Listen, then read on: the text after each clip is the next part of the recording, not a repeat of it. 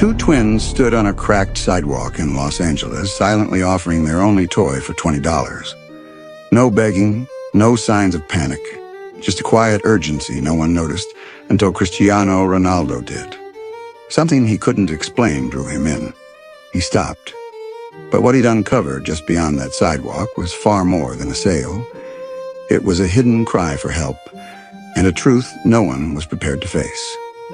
Los Angeles was bathed in the golden hue of late afternoon. Rain had just stopped, leaving the pavement wet and reflective.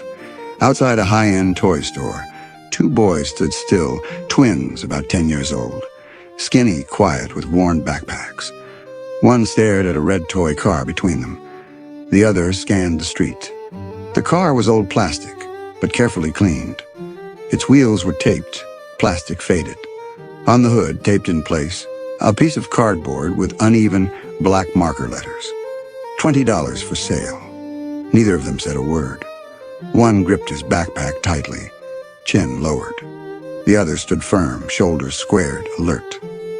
"Keep your eyes out," the quiet one whispered. "I am," the other replied. "You think anyone will stop?" "They have to. We just need $20. The first boy lowered his gaze again. A faint bruise marked the quiet boy's elbow. Subtle, but there. "You think he'll let us back in if we get the money?" "I don't know, but maybe he won't yell." They fell silent.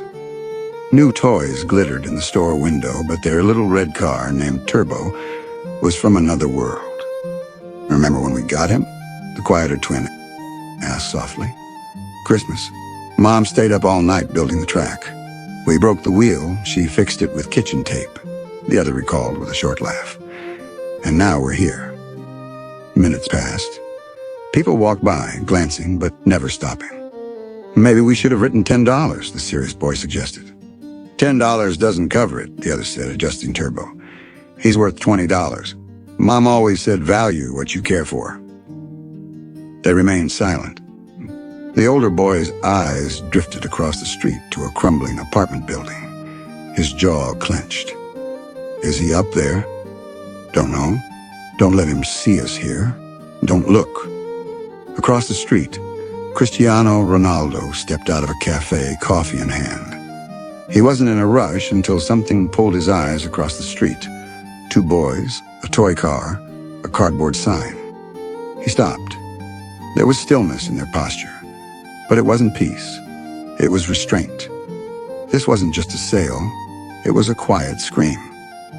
Cristiano approached slowly. The boys stiffened. "So is this guy really for sale?" he asked, nodding at Turbo. "Yeah, $20. Cristiano knelt. Turbo was old but clearly loved, carefully cleaned. "What's his name?" "Turbo," the older one said finally. "Turbo, huh? That's a good name." Cristiano pulled out a crisp $20 bill. "All right, I'll take him." The boys hesitated, then accepted the money. One carefully peeled the sign off Turbo's hood. Cristiano stood, holding the car gently. "You sure you want to let him go?" The quiet twin looked away. The other nodded. "We need to." Cristiano sensed not desperation, but urgency. "Saving up for something, kinda," the talkative twin said quietly. "A game console, a school trip, something like that?" The smaller one shifted. His voice was barely audible. "Just don't tell our stepdad." Cristiano's expression didn't change, but his chest tightened. "Don't worry. I won't say a word." They nodded, still not smiling. The silence was thick, private. Cristiano left, carrying Turbo. The boys walked off, one last glance at the apartment building. A few seconds later, a folded, grease-stained piece of paper slipped from a boy's backpack and landed softly on the wet pavement. Cristiano picked it up. A handwritten prescription, torn at the corner. Red pen across the top read, "Urgent. Take to hospital if symptoms continue." It was dated 2 weeks ago, expired. It was a woman's name, a warning, a lifeline left dangling in silence. Cristiano folded the paper and slipped it gently into his jacket pocket, then followed the boys. He moved quietly, years of experience on chaotic football pitches, making him an expert at moving unseen. The boys walked, eyes down, leaning forward as if trying to disappear. They passed run-down shops, a liquor store, a pawn shop. Nobody seemed surprised to see unsupervised boys here, but something about them didn't belong. They were too careful, too quiet, too heavy for their age. The neighborhood changed. Cracked sidewalks, potholes, barred windows. The boys turned into a narrow alley, climbing a metal staircase attached to a battered apartment complex. Cristiano watched from the shadows. The boys moved carefully, avoiding creaking steps. Halfway up, the taller twin paused, looking at a second-floor window where a dim light glowed behind a torn curtain. From below, Cristiano heard voices, a man slurring, then silence, then a loud shout. "Then you sold what?" Cristiano flinched. The voice echoed down. A shadow swayed behind the curtain. A bottle dangled. He was drunk, enraged. Then the softest sound. One of the boys, voice small and broken. "I'm sorry. We just wanted to help." Cristiano's grip tightened on Turbo. His other hand went to the prescription. His pulse quickened with clarity. He recognized this weight, one no child should carry. He saw the full building trash, urine, old oil. The silhouette swayed inside, and another thud.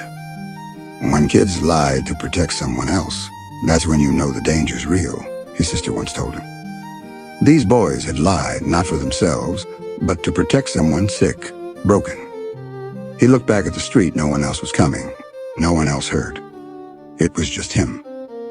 Above, another angry voice. "You think you're smarter than me, selling that crap behind my back?" Silence. Cristiano stepped into the stairwell. Each step creaked. But he moved with calm, steady resolve. He wasn't a celebrity or hero. He was just a man who couldn't walk away. Not this time. He reached the second-floor landing. Faded number 204. Heavy breathing, pacing, a harsh cough. A woman.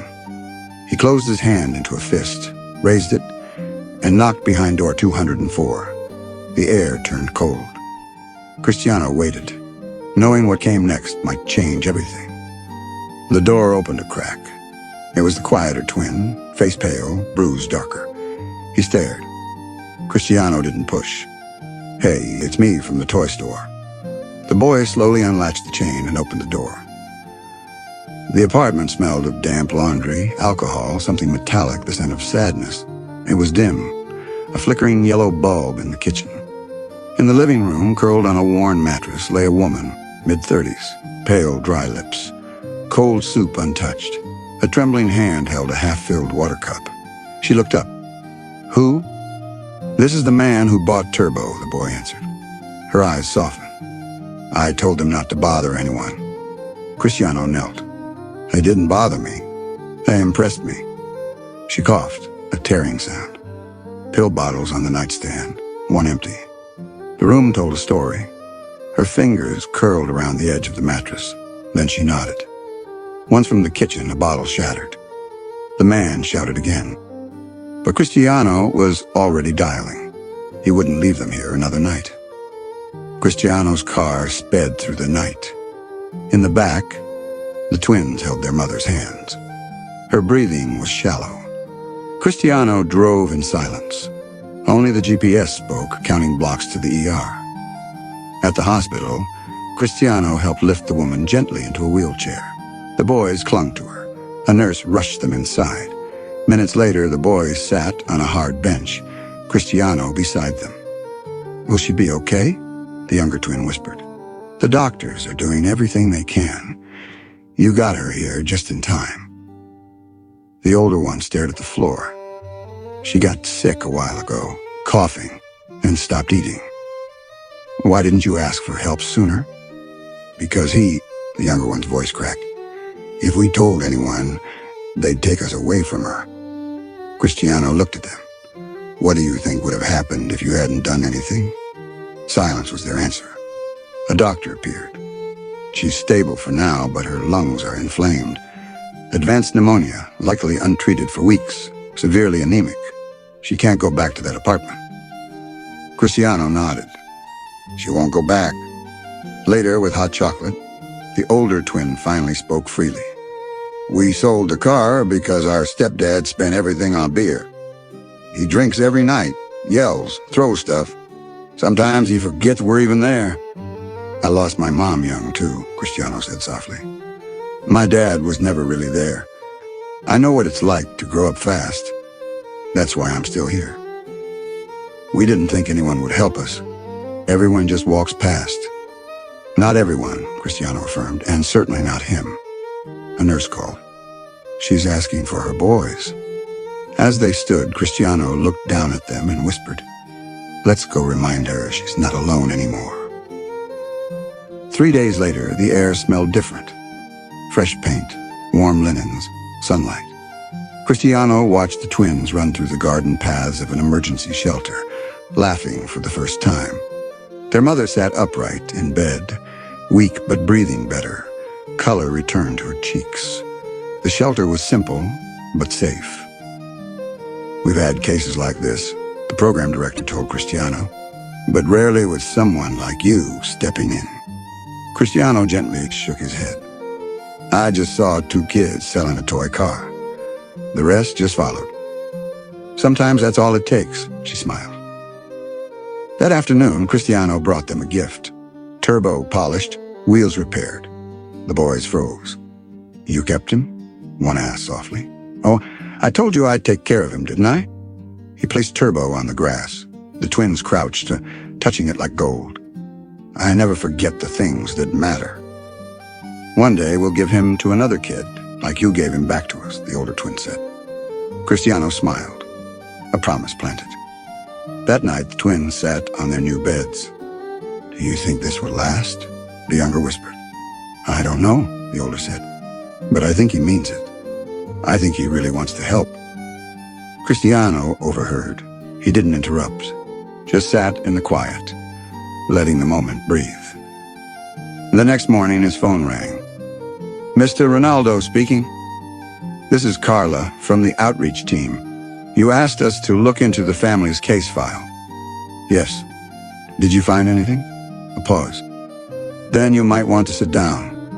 There's more to this story than we thought." Cristiano looked at the boys playing with Turbo, unaware. His eyes narrowed. Whatever this was, it wasn't over yet. Cristiano sat with Carla. The mother reached out months ago, multiple times, requests for assistance, medical referrals, housing safety, all ignored. Cristiano clenched his jaw. Ignored? Her name was on a waiting list, but no one followed up. She even wrote a handwritten letter, attached photos of her boys. Cristiano looked at the pages. The twins, younger, still smiling. "She was trying," Carla said. "Just didn't have anyone listening." The thought of them alone filled Cristiano with a personal weight. "And the stepfather?" Carla sighed. "Prior arrest, domestic battery, never prosecuted." Cristiano stood. "I'm not letting this repeat, not with them." Over the next week, Cristiano worked quietly, signing paperwork, calling lawyers, meeting child advocates. He covered the mother's treatment, ensured she had a caseworker, and personally filed a formal complaint against the stepfather. No more shadows, no more silence. The boys didn't know all the details, but they felt the shift. Their world, once cracked and gray, was starting to glow. One morning, packing his car, Cristiano heard footsteps. The older twin stood behind him, holding Turbo. "We want you to have him again. But he's yours now. He saved us. But maybe he can save someone else too." Cristiano crouched and took the car. "Then I'll keep him safe until it's time." They hugged, a hug that said, "Thank you for seeing us when no one else did." Months passed. The mother fully recovered. The boys started school, and Cristiano, though physically absent, stayed connected, always checking in, always showing up when it counted. One afternoon, a letter arrived at his studio. Inside, a drawing, Turbo in crayon, surrounded by 3 smiling stick figures.